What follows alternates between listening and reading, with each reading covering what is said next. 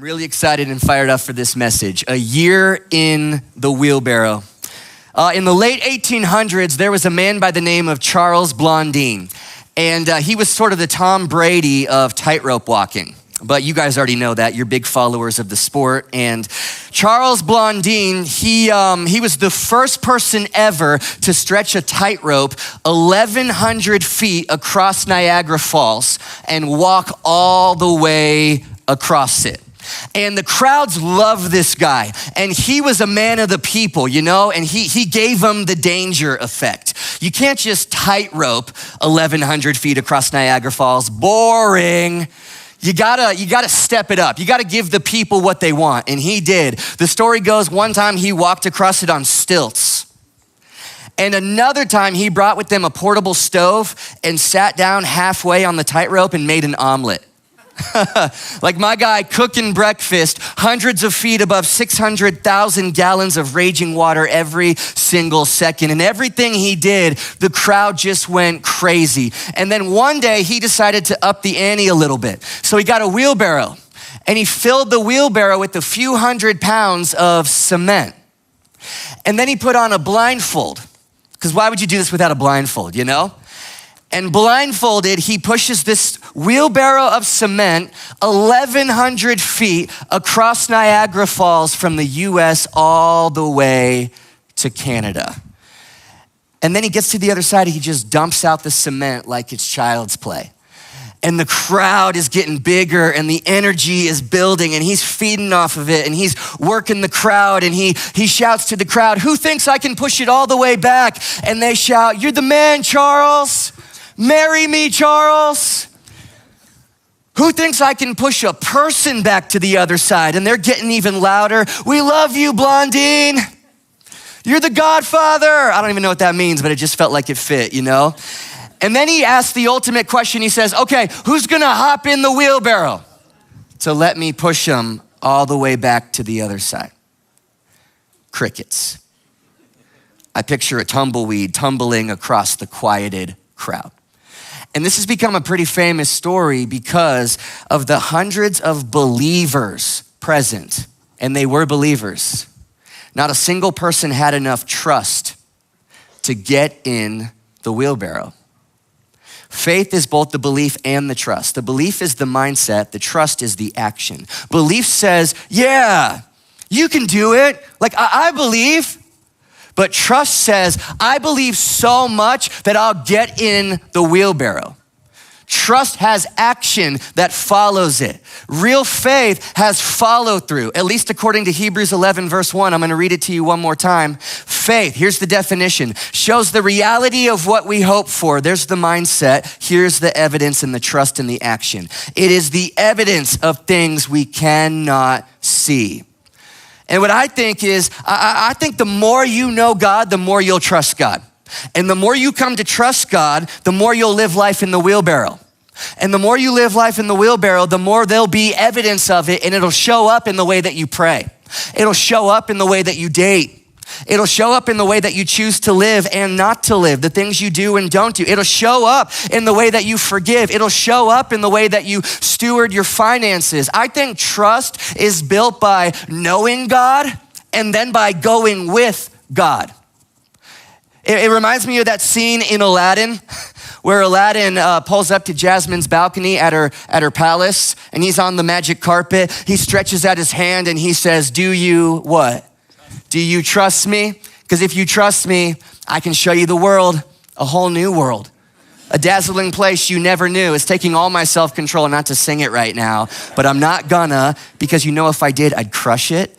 But then it would distract you from the point I'm trying to make. And the point I'm trying to make is if Jasmine can trust her life to this 120-pound kid with parachute pants and a flying rug, then I can probably trust the creator of the universe with my money, as emotional as that topic can be. And the emotion in this room just flipped on.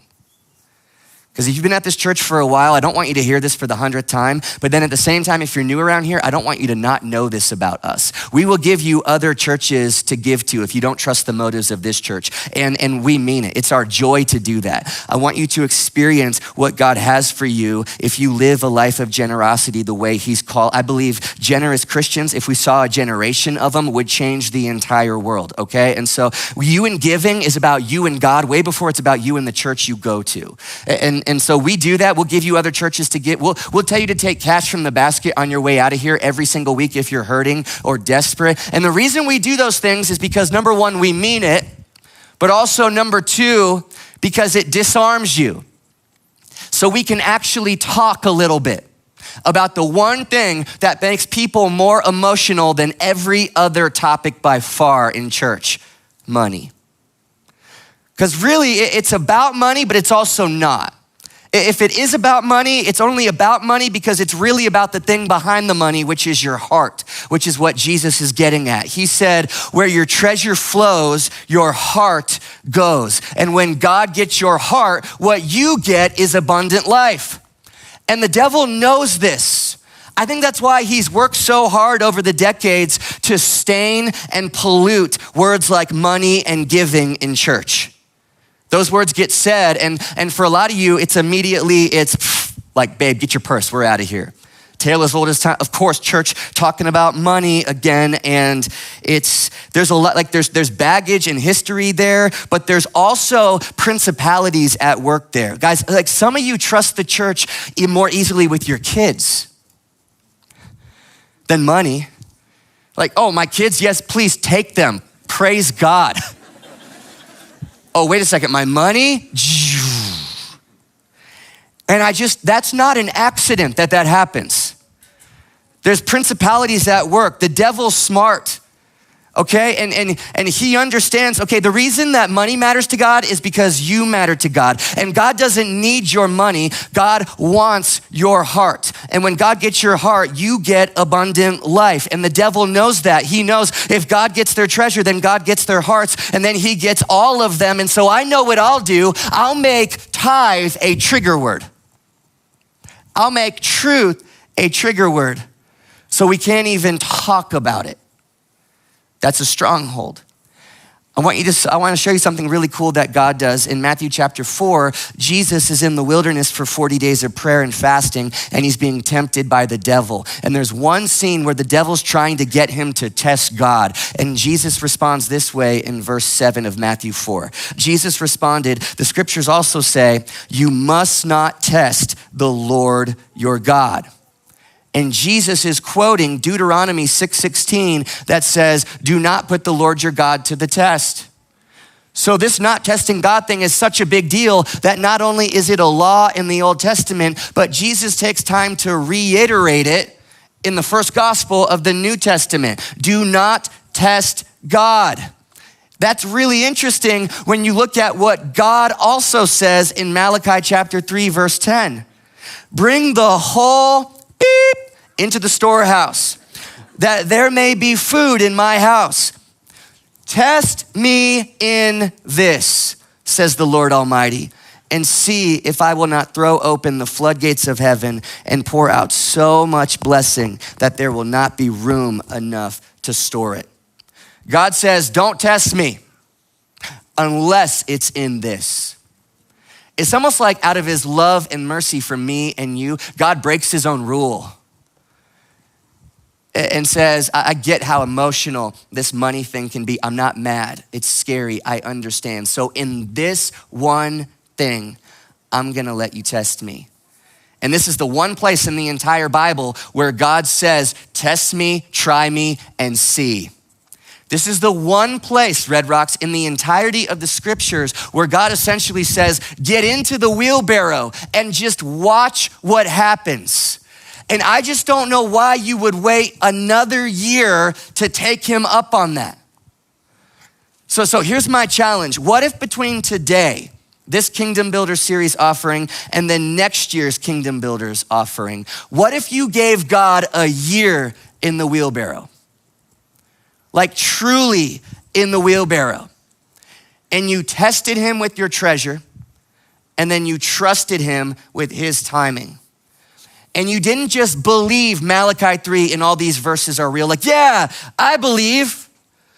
But man, you believe so much so that something as precious as, there's the reason the Bible calls money treasure. We work hard for it, we need it, it matters a lot to us, but God knows you can't serve money and me at the same time. He doesn't say don't, he says you can't. There's something about money that just has our hearts, which is why it's so hard to talk about in church. It's why Jesus talked about it so much so and says, test me in this thing. And so what if you did that for a year?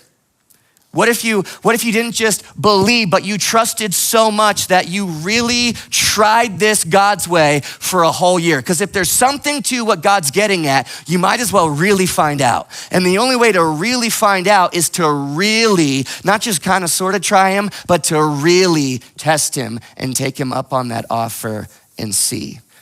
This phrase has been in my head. I'm not sure who this is for, but if you want next year to break the loop that you've been living in, if you want God to do something different in your 2026, then finish 2025, not just crossing your fingers and hoping that he will, but sowing into the promise that he will.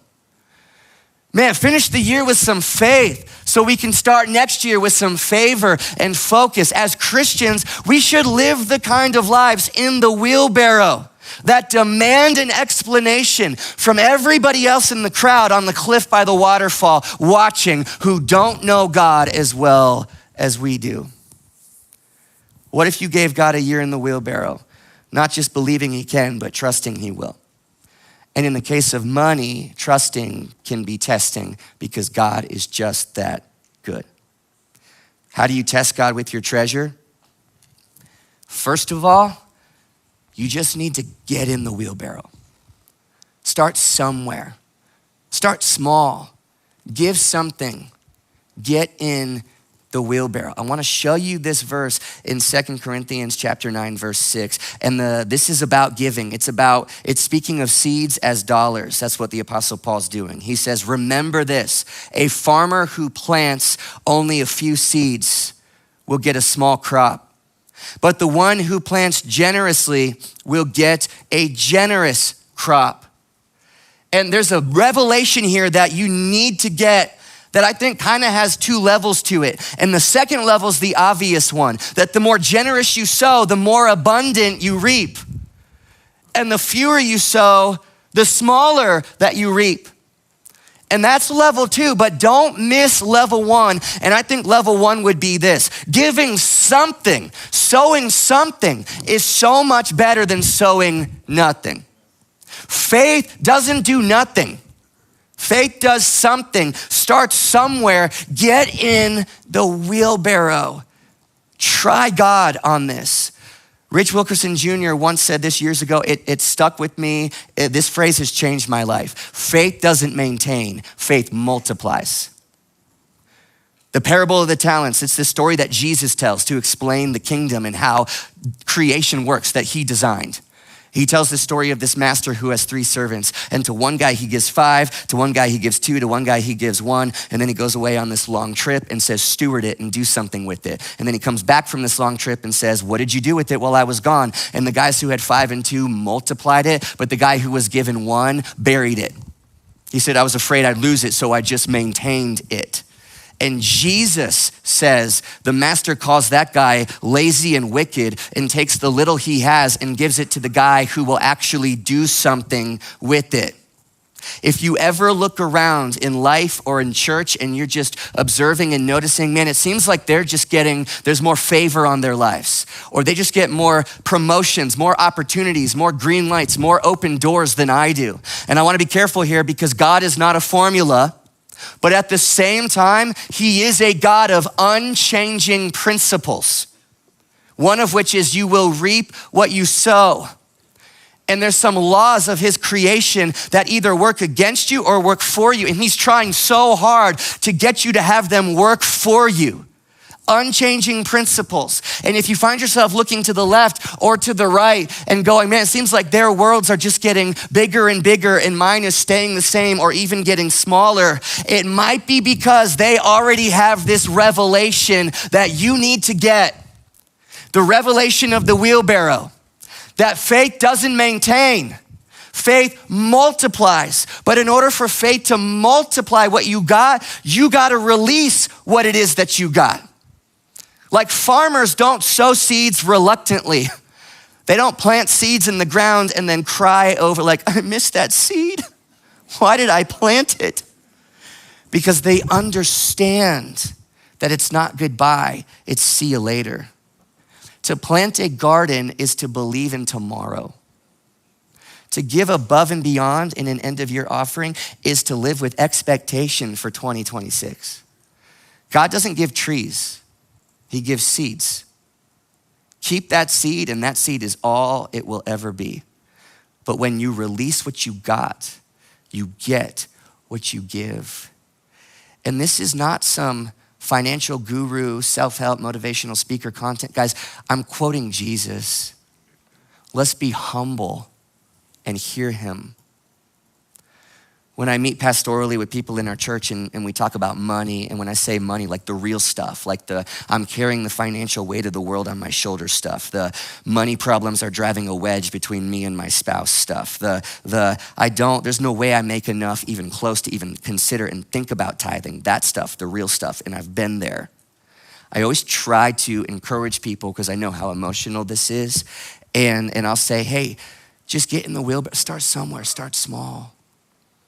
Like what if you gave 1% of your paycheck and then you made it recurring so it happened every single pay period, and then you started adding percentages over time, and who knows how much time, but you just slowly but surely worked your way up to the tithe, which is returning the first and best tenth of everything you make to God through his church.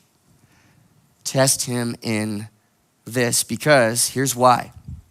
When you do money your way, you're not in the wheelbarrow, you're the one pushing it. And if it feels to you like I got the financial weight of the world, like the pressure pressing me into the ground and so many worries about money and fears of the future, and it feels like it's squeezing my lungs and my soul can't catch a breath, and this is what money does to me. It's because when you do this your way, the outcome is on you. This is serving money instead of serving God. You can't do both at the exact same time. And the good news about him saying, hey, test me in this, he's essentially saying, when I get your obedience, you get my outcomes. And then it's me pushing this wheelbarrow, and you just have to hop in. And you get to live trusting that I know what you need. Seek first my kingdom, and everything you need will be provided for you. And you live with peace and joy and purpose in the process. And generosity, it's a journey. There's nothing wrong with starting small. 1%, 2%, next year 3%. Like, that's beautiful. God's not in a hurry, and he doesn't put a timeline on your transformation. Breathe out. And I felt this conviction a couple days ago, like I needed to tell you. If it was me, I would not take the advice I just gave you. I think it's fine advice, but when it gets personal, I'm going, I wouldn't take that. And if it's me, and it has been me, what I'm thinking is, I need to start tithing like yesterday. I need to start giving God's way and doing money his way like yesterday. And the reason is because I can't afford not to. I truly feel that. If it's my son Will, years from now, he's 23, talking to me about money, going, Dad, would you tell me like the heart of a father, what should I do? And I'm talking to you like I talked to him, I would say, you can't afford not to fully test him in this and see. I can't afford not to live life in this wheelbarrow. When he says, Malachi chapter 3, test me in this. I can't afford not to live in the way that's going to unlock the storehouses of blessing in heaven that he describes, his words and not mine. Like, you can take the scenic route. That's fine. God doesn't put a timeline on it. He's not in a hurry. I'm just trying to say, if I really loved you, what I would tell you is I think you should be in a little bit of a hurry to find out, because God has plans for you and I don't want you to miss any of it, because the scenic route is extended with a bunch of layovers, and I want you to experience everything that God has for you. Because I think about the Israelites in the Old Testament. It took them 40 years of wandering in the wilderness before they finally got to the promised land. And the promised land was really God's plan for them. Guys, geographically speaking, that was a 12-day walk. That took them 40 years. You can take the scenic route and learn the long way. You can also find this out in 2026, that when God gets your obedience, you get God's outcomes. Tithing is testing God. Tithing is trusting God. Man, if you gave God a year in the wheelbarrow, I am so confident, here's what you'd find out. 2 things. Number 1, that tithing completely changed your life. And number 2, that your tithing helped your church change the world. 2 years ago, my parents, who are, they're known around our house as Izzy and Pops, they took us to Disney World. And it was awesome, man. Me, Sam, the kids, Uncle Ryan, we got to experience the happiest place on earth through the eyes of our kids. And Will is positive that we really flew on the Millennium Falcon. And Kinsley is completely convinced she now knows Rapunzel, like they're friends. She met her, the real one, you know? It really was magical.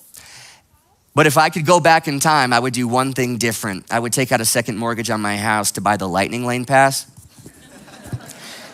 And Elisa Bill, if you're here, you are here, I saw you. I dedicate this sermon illustration to you. The lightning lane pass, if you don't know, is the pass that allows you to skip the line and go straight to the front.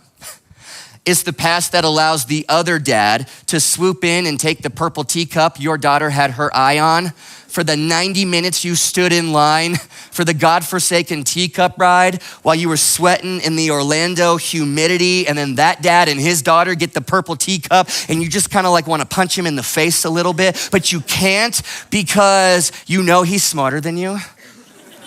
And Mickey is always watching, and it's the teacup ride. Just like the Magic Kingdom has a lightning lane, God's kingdom does.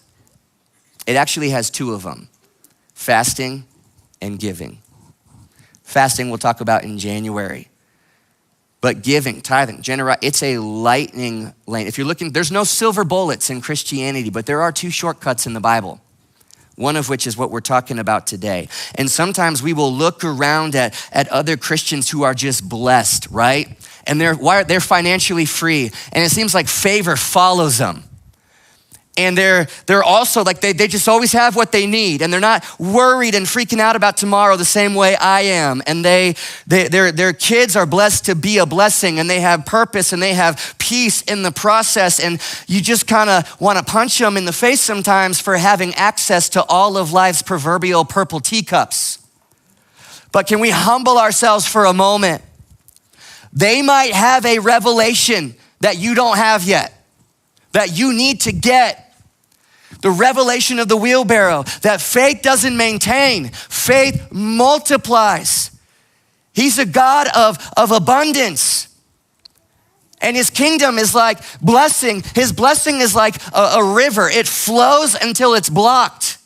And our only job is just to not block it, to be vessels, not vaults, to not dam the river of blessing that God is trying to get through us to the world. And they understand this revelation. The more generous you sow, the more abundant you reap. They understand this revelation that in God's kingdom, life in the wheelbarrow is not just better and more exciting, it's smarter. It's smarter. And that brings me back to Hebrews 11, where we started this message. One of the most famous chapters in the Bible that scholars call the Hall of Faith. And it begins by defining faith, and then it moves into demonstrations of faith. And the writer of Hebrews just lists men and women from the Old Testament who live life in the wheelbarrow. It says, man, Noah built Rahab helped. The Israelites marched. Abraham believed. But I just think it's so interesting that the very first thing the Hall of Faith wants us to know before anything else is that Abel gave. Verse 4, one more time. It was by faith Abel brought a more acceptable offering to God than Cain. Abel's offering gave evidence he was a righteous man, and God showed his approval of his gifts. Although Abel is long dead, he still speaks to us by his example of faith. And the author's whole point is that faith is not just believing God is real. Faith is trusting that God will move. Faith is getting in the wheelbarrow. Faith is the difference between standing on the side of the waterfall shouting, I believe, yeah, like, God, you could use Red Rocks Church to change the world. I believe.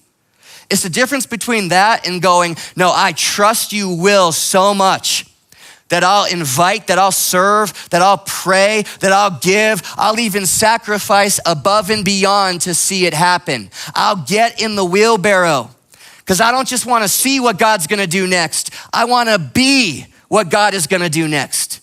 Because real faith has follow through. And Abel's offering was the evidence of his trust. Give God a year in the wheelbarrow. Test him with your treasure, and then trust him with his timing. His timing. 1 Corinthians 3:6, Paul says this, I planted the seed, Apollos watered it, but only God is the one who has been making it grow. If we're being honest, like there's something sexy about planting and trendy about harvesting. But watering and waiting and trusting in his timing as you do takes a different kind of grit.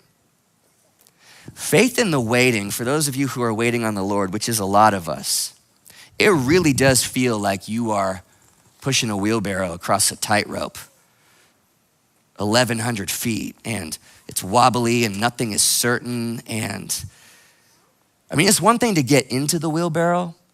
It's another thing to stay in it when you don't really know the ending and this is taking longer than you had planned. And waiting on the Lord is not for the faint of heart. Staying in the wheelbarrow. And a lot of you are waiting on the Lord for different things. Some of you have sowed generously and you're still waiting for that breakthrough, or you're waiting on a healing, or you've been praying for a spouse and still waiting for them to come to church, or just praying for a future spouse and still waiting on that person, praying to get pregnant, praying to start a family, and just watering and waiting and trusting his timing. And it's like, that's when you almost have to like choose to believe that delays are divine. You have to choose to believe that silence from him is strategic. And it's when faith is gritty and doesn't really fit nice and neat into a Sunday school story. It's also when you might truly, actually be following Jesus for real. In case that's encouraging to anybody. I've been waiting on my healing for chronic pain for over 16 years, and I've been waiting well, man. I do it like I'm a doctor's favorite patient. I do all the things. I'm not passively waiting on the couch for God to bring a miracle. I've been waiting well. And I feel like God gave me this word a few months ago, and I wanted to share it as a source of encouragement for all of you who are waiting on his timing. God doesn't waste faith. So you believing and trusting and praying and the tears you've cried and all the sowing, it's like saving money in a bank account that earns interest. I felt like God say this to me, and maybe he's saying this to you too. I wish you could see your faith account. Because I'm not gonna waste a drop of it. I've seen everything. I've heard every prayer. I've saved every tear. I wish you could see your faith account. Keep trusting my timing. For those who wait on the Lord, he will renew your strength. Don't you dare get out of the wheelbarrow. God will renew your strength. Trust his timing. You know, as a church, we've been waiting on a building breakthrough to buy a bigger building to replace this one. And the reason is, in case you don't know, we rent this. And we rent it for the time being, and we don't really know when that time is up. So we're thinking ahead and being good stewards. And I'm like, man, we've been doing everything right, like stewarding, praying, believing, saving. I'm like, and all we've had are opportunities to be patient. Praise God. We've all grown so much. I feel like God is saying, Church, I wish you could see your faith account. The amount of faith that's been saved up. I've heard every prayer, I've seen every tithe, every little step of obedience and sacrifice and generosity. I've watched all the stewardship, and I'm not gonna waste any of it. If you could only see your faith account and know what I'm gonna do. Trust in my timing. Stay in the wheelbarrow. At Red Rocks Church, we embrace the process because God is a God of the process. As much as we just love the finished product and Amazon Prime, all the promised land fruit straight to me, we hate going through the journey, but God is a God of the journey. You know, great churches aren't built overnight. If they pop up overnight, they tend to not last because of shallow roots. Great churches are built over time, like great marriages, like a great anything, day by day, decision by decision. Sacrifice by sacrifice, brick by brick, stone by stone, offering by offering, tithe by tithe, location by location. And as Red Rocks Church, we are not taking the scenic route, but we are playing the long game with God, trusting in his timing. And we can plant and we can water, and we are, but he is the one who makes it grow. It reminds me of Noah, because Noah was called to be obedient and build an ark. But he wasn't in charge of the outcome. The storm, the flood, that was on God. And you read in Hebrews, just skip ahead a few more verses in the Hall of Faith, you get to Noah. And it says this about him in verse 7. It was by faith that Noah built a large boat to save his family from the flood. He obeyed God, who warned him about things that had, by the way, never happened before. This crazy flood, it's never happened before. So Noah is just trusting that it's going to happen. And I mean, that guy had to feel crazy. Can we feel for Noah for a second? At some point, you got to go from hearing God say this to you, to telling your wife about it, to quitting your other job, to making blueprints for a big boat, to one day walking outside and cutting down the first tree. And how many years did this take without a single drop? Does he have neighbors? Did they think he was crazy? Did he feel crazy? I mean, if I'm Noah, you gotta feel insane until it starts to rain. Pastor Matott, one of my favorite quotes of all time, what is considered crazy in one season will be counted as faith in another. It's only crazy until it happens. So my challenge for you what if you gave God a year in the wheelbarrow, financially speaking? I know it sounds crazy. Like if we had a different topic today, hey, trust him with your time for a year. Trust him with your kids, doing this his way for a year. That'd be like, yeah, sure, yeah, that's easy. But trusting him with your money, a lot of this doesn't even make that much sense on paper. And I understand how crazy this sounds. I also know that what is considered crazy today at the end of 2025 will be counted as faith in your life by the end of 2026. Test him in this and see. Give God a year in the wheelbarrow. Do this for you. Do this for your family or the future family you're building. Do this for the church. I met with Pastor Brad Thomas from Austin Ridge a few weeks ago. I look up to that guy a lot. He's an amazing pastor. That church, it's an incredible church. They're kind of like our big brother right now in Austin. And he said something to me that was both challenging and initiating. It was cool because they know the story of Red Rocks and what God is doing through this house. And he looked at me and said, I am praying for the day that Red Rocks Church goes multi-site in Austin. And he said, I want to tell you why. Because for every one person who's in a church, there's 5 who aren't. in this city. The church is losing ground, not because there's not amazing churches, but because there's so many people. The world is coming to Austin, and we need more churches. So we need church plants, absolutely. He said, but the highest success rate by far, he looked at me and said, is when healthy churches like yours copy and paste themselves and start campuses. And I am praying for the day your mindset upgrades and you guys go multi-site. And Red Rocks, we're now at a place where multiplication is not just an opportunity or something that'd be cool, it's a necessity. Not just because we exist to make heaven more crowded, it's a necessity, but because we don't fit here anymore. This building's like the sweatshirt my son Will really loves, but it's too small for him, but he keeps trying to fit into it. Like, we don't fit here. We've outgrown it. So, we are continuing to wait on the building that is going to replace this one, because one day when we're multi-site, we always want to have the campus that is central. If not this central, like even more so central, because there's a grace on our church to reach people of downtown and Mueller and UT, and we just always want to have that location. So we're waiting on that. We're watering. We're doing everything. We're stewarding. We're doing everything we can. And also, in addition to that, in 2026, we're making some moves. In 2026, we're trying some stuff. And so many of the details are so close, but they're not like signed on the, so I know better than to shout it to you right now prematurely, but we are doing so much more than just praying.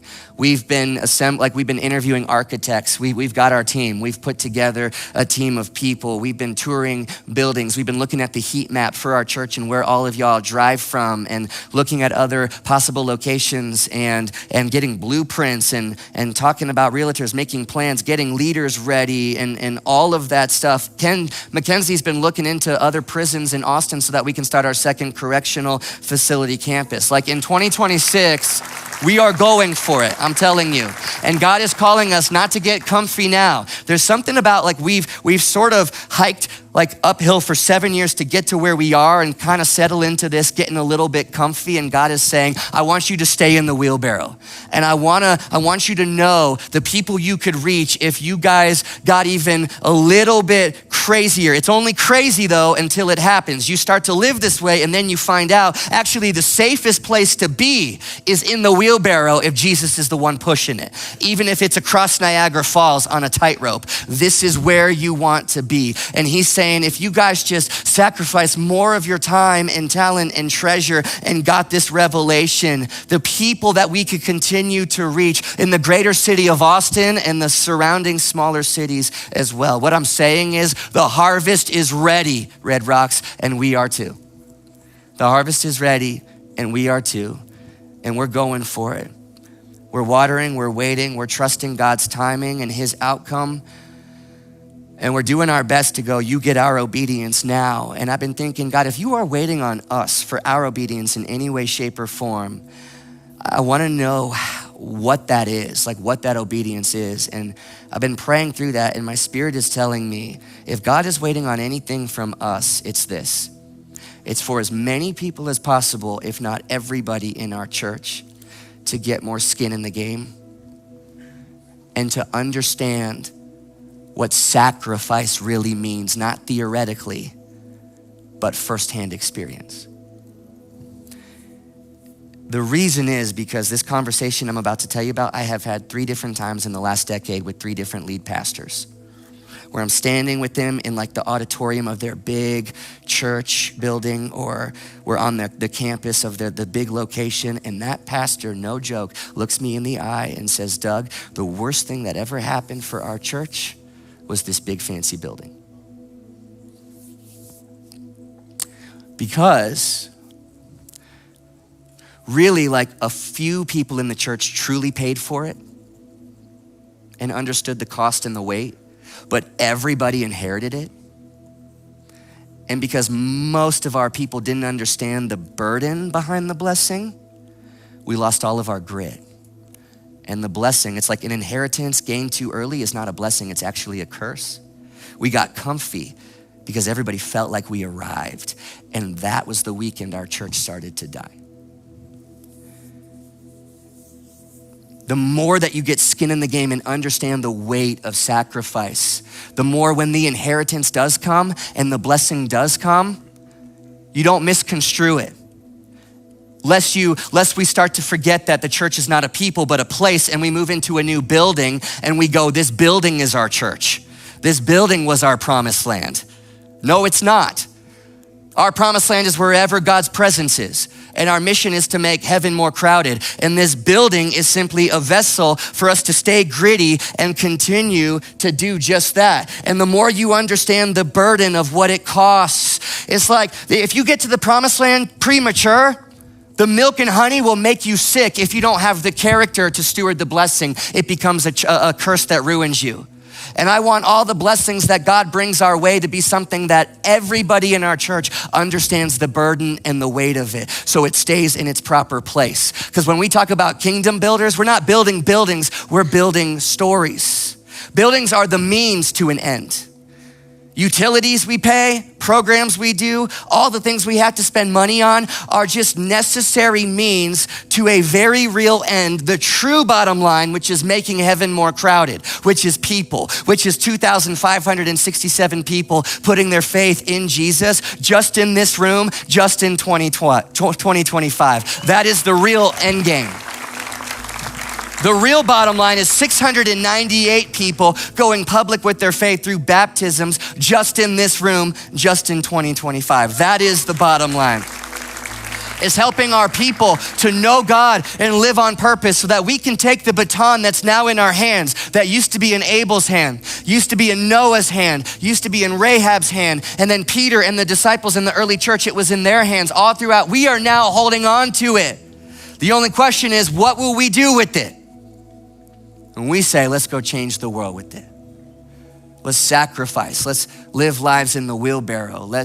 I want my kids to grow up living out stories of generosity to the point where they go, this is just the norm. This is how you live. This is what you do. To see their mom and their dad and the people their mom and dad do life with in the church around them, living lives in the wheelbarrow. We believe so much in what we're building that we'll put our treasure where our faith is, man. This is a privilege to get to sacrifice. This is an honor to get to live life in the wheelbarrow, which is actually the safest, smartest place that you could possibly be when Jesus is the one pushing it across the tightrope. So the prayer on the screen behind me, we've been praying this all month. This is what we do at the end of every year as a family. God, based on all the ways you bless me, what can I give to build your kingdom and not just mine? This is sort of that moment we've been leading up to in Kingdom Builders, where I just really believe whether you do this here or somewhere else, that if we saw a generous generation of Christians, this world would be changed. So just live this way. And I just believe with all my heart, that means like working up to, okay, I am returning my first and best tenth to God, as testing him, as trusting him, as trying him. And I return the first and he redeems the rest. And it doesn't make sense on paper, but he uses it to do more and multiply it in ways that I never could. And you start to find that out. And then at the end of a year, we have moments like this where we're like, and I'll take it above and beyond and sacrifice in a way that scares me, in a way that maybe even feels like a punch in the gut, in a way that sets me up to need God to come through. Because when you put yourself in that position by faith, you will see him come through. And what it'll do on the other side is build your trust in him. You will know him more, you will trust him more, and you will live life more in this wheelbarrow. Because one day, there was one moment for Charles Blondin where somebody did get in, and it was his manager. The one guy who knew him better than anybody else was the guy who trusted him enough with his life to hop in the wheelbarrow. And together they made history. And I just believe in front of us right now is an opportunity as the Church of Jesus Christ to truly make history. More people interested in church and intrigued by Jesus than in decades. Bible sales are on Amazon are like through the roof. There is a window of opportunity in front of us, but it is a window. Harvest is not forever. Harvest is the opportunity of a lifetime you must capitalize on and go for with the baton that's in your hands. The opportunity of a lifetime must be taken within the lifetime of the opportunity. You sacrifice for what you want to see, or what you want to see will be the sacrifice. And so God, based on all the ways you bless me, what can I give in an end of year offering to build your kingdom and not mine? I'm not trying to build my sandcastle that in light of eternity might be on the beach as the tide is coming in. I want to build the one kingdom that will always be, the one kingdom that will never be shaken, the kingdom of heaven, which is your ultimate inheritance. Amen? So as we worship to this next song, this is that moment. Some of you already gave. Thank you for your sacrifice. And I want to invite you, whether you sit or stand, just to pray over that offering, that God would take it and bless it and multiply it and do more. Some of you like to make a moment out of this stuff, and I get that. And you can do that during this song. You can tap your phone on the little card that's on your seat in front of you and give now. Like you can, if you want to actually hold a check with an envelope, we have those in the back. I understand that. Thank you for your sacrifice as well.